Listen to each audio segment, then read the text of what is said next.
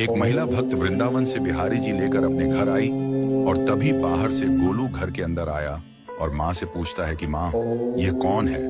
तो मैया ने बोला, ये भगवान है और ये ही हमारे मालिक हैं। अब तो घर में जब भी कोई नई चीज बनती तो सबसे पहले बिहारी जी को भोग लगता। पहले यह सब चीजें गोलू को सबसे पहले मिलती थी। इससे गोलू बहुत चिढ़ने लगा और मन ही मन ठाकुर जी को कोसने लगा। एक दिन गोलू की माँ काम पर जाते समय बोली, गोलू, यमुना जी से मटके में जल भर कर लाना।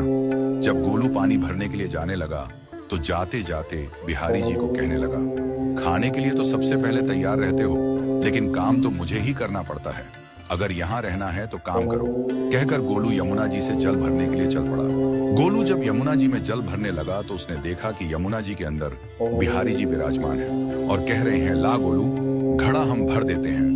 गोलू उनको देखकर हैरान हो गया और बोला, नहीं नहीं, मैं अपने आप भर लूंगा। लेकिन ठाकुर जी ने उसके हाथ से घड़ा ले लिया और भरकर घर ले आए। गोलू घर आकर डर रहा था कि अगर माँ को पता लगा कि मैंने ठाकुर जी से काम करवाया है तो आज मेरी पक्की पिटाई होगी। माँ ने घर आकर बिहारी जी को गीले कपड़ों में देखा तो एकदम से हैरान हो गई और कहने लगी कि गोलू, ये जरूर तेरी शरारत है, जरूर तूने ही इन पर जल डाला है। गोलू ने अपनी माँ को समझाने का बहुत प्रयास किया, लेकिन माँ ने उसको डांट कर चुप करा दिया और ठाकुर जी के भीगे हुए वस्त्रों को बदलने लगी। अगले दिन जब माँ ने गोलू को अनाज पिसवाने का काम दिया तो बिहारी जी फिर अनाज का कनस्तर ले आए और माँ को ठाकुर जी के वस्त्रों के ऊपर सूखा आटा पड़ा मिला। तो माँ ने फिर गोलू को डांटा कि तुझे पता नहीं कि ये हमारे भगवान हैं और तू भगवान के साथ शरारत करता है। आज तूने फिर इनके ऊपर आटा फेंका है। तो गोलू शपथ लेकर कहने लगा, नहीं माँ, मैंने कोई शरारत नहीं करी है। ये तो मेरे हाथ से गेहूं का कनस्तर लेकर खुद पिसवा कर आए हैं। गोलू की माँ आज बहुत गुस्सा हुई। अगले दिन फिर माँ बोली, बेटा गोलू, आज तुम्हारे बाबा बाहर गांव से वापस लौट आएंगे। बस आज का ही काम है, तुम जंगल से थोड़ी लकड़ियां ले आना। गोलू फिर डर गया, कहीं ठाकुर जी फिर मेरे पीछे ना आ जाए। गोलू ने माँ को बोला कि मैं चला तो जाऊंगा, लेकिन बिहारी जी को समझा लो, वो मेरे पीछे ना आए। उसकी माँ हंसकर बोली, हाँ हाँ समझा दूंगी, तुम जाओ तो सही।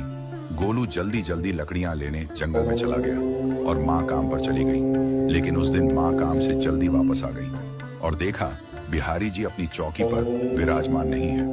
वह तो एकदम से घबरा गई कि कहीं गोलू की शरारत तो नहीं।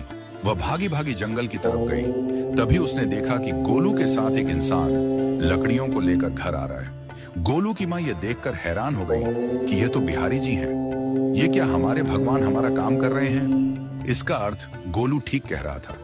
वह जल्दी जल्दी भागकर ठाकुर जी के पास गई और लकड़ियां उनके हाथ से लेते हुए उनके चरणों में गिरकर रोती हुई बोली, हे बिहारी जी, ये आप क्या कर रहे हो? मुंह गरीब का काम क्यों कर रहे हो? ठाकुर जी मुस्कुराते हुए बोले, हमें तो तेरे बेटे पर बहुत प्यार आता है। सब लोग हमें भगवान समझते हैं, लेकिन एक तेरा बेटा ही था जो हमको अपना मानता था।